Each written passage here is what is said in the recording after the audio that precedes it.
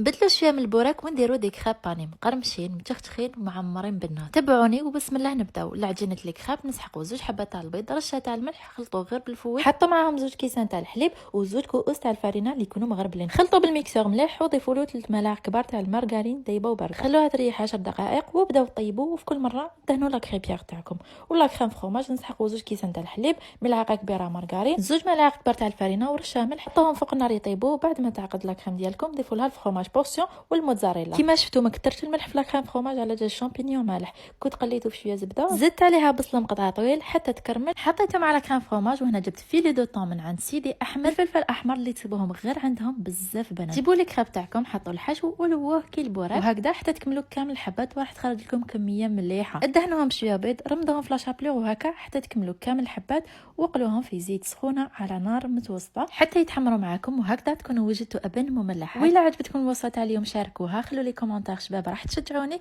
وبصحتكم وصحه فطوركم.